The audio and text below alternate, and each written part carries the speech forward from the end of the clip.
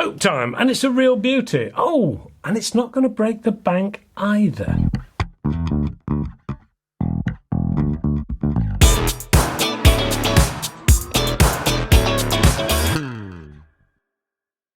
Hello and welcome to AAR on Air. This week is the review of a real go-to scope with more features to it than fillers in a Love Island series.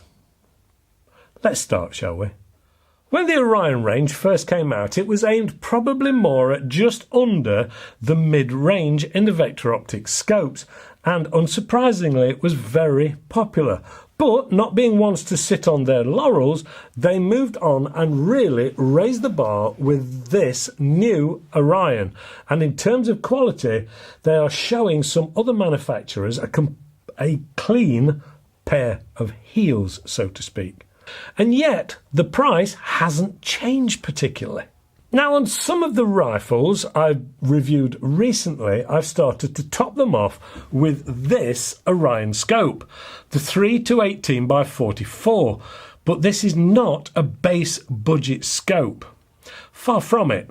This comes as standard with first focal plane and zero stop functionality. Features normally only seen on much more expensive scopes. So I thought this would be a good opportunity to not only take a look at this really excellent scope, but also explain some of the language that people are not familiar with, such as the differences between first focal plane and second focal plane, and just what a zero stop is and how they work. Let's just do a quick walk around this 3-18 Orion first. It is around 345mm long, which is around 13.5 inches, and tips the scales at 798 grams, which to my mind doesn't make this overly long and would suit most rifles. And whilst it would suit some bullpups, I think it's probably more carbine or rifle suited. It has a 44mm objective lens and a massive 30mm tube, and the optics are lanthanum coated. I think I got that right. All of this gives a really bright image in all conditions. The reticle is etched, which instantly makes it Springer safe. Not only that, but this is safe to put on bullet rifles as well. Its shockproof design is capable of withstanding some seriously high forces. So popping this onto your PCP will present no problems at all. The reticle on board is a VOR 4 mil reticle with precise holdover and hold under points. This being a first focal plane, the reticle naturally magnifies along with the zoom ring.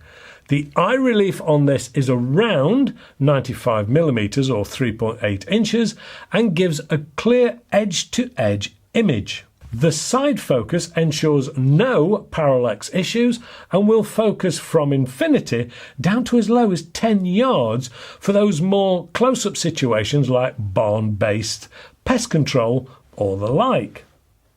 On the outer side of this focus ring is a 6-point illumination switch for the illuminated reticle. The thing I like about this illuminated reticle is it lights up the reticle sympathetically with emphasis on the centre dot and without overglaring the total image. The power or magnification ring shows the 3-18 times magnification and is smooth in operation and not stiff, or more importantly, it's not sloppy. It has a screw-in throw lever to make this action even easier. The rear ocular relief is just as smooth to use and is there to focus the reticle to your eyes and will take account of any prescription lenses you may be using. Naturally, once set, it won't need changing again unless someone else uses your optics. As you would expect, this is nitrogen purged to prevent any fogging. There is a sunshade in the box should you feel the need, but Those coated lenses we talked about are excellent at reducing any sun flares or glare across the lens. There is also a set of flip-ups, cleaning cloth, hex key for adjusting the zero stop. All of that lot comes in the box, as well as a set of mounts. Let's take a look at those turrets then first, shall we? Along the way, I'll visit the zero stop for those of you who are not used to them. The windage or left-right turret is a pull-out to use and then has very defined clicks and has loads of adjustment. It is an MIL scope and runs 1/10 of a mil per click at 100 meters. Okay, so what does that mean to the non-scope experts? It means that out at 100 meters, each click on your turret will equate to 1 centimeter out at that 100 meter distance. Putting that in airgun terms, that is 1 click, means 0.5 centimetres or 5 millimetres out at 50 metres, or around 3 millimetres at 30 metres. This measurement applies to the top elevation turret as well as the side windage turret. Now, let's look at that top turret, shall we? This is where the zero stop comes into play. This is often fitted to much higher end scopes and is used by the military and long distance shooters more so than shorter distance shooters, but it has real benefits. What it does, it sets your scope at the shortest distance you're likely to shoot at, or some may use the most popular distances that they shoot at. It will then use this as the stop point of your scope and will then always be the starting point to begin from if you are going to shoot out at greater distances.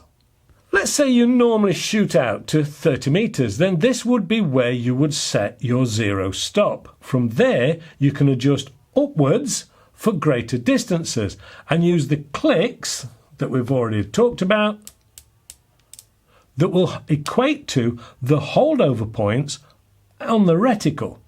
So let's take a look how this zero stop works, shall we? The first thing you will need is the hex or Allen key out of the box. With this, you can unscrew 3 grub screws that are holding the top turret on. Please don't strip these or use excessive force. You should be able to undo them using the short side of the hex key as the leverage. Once it's been removed, you will see the brass adjuster and a black zero stop ring. At this point, I would use the hex key again and carefully remove that zero stop. With this removed, you can then adjust the elevation to your preferred zero and then return the black zero ring to the top of the turret adjuster, making sure the small lugs on the ring is right and tight up to the brass lug on the adjuster. This needs to be tight on the clockwise direction. Then carefully retighten the 3 grub screws, again without stripping any of the threads or damaging the hex heads.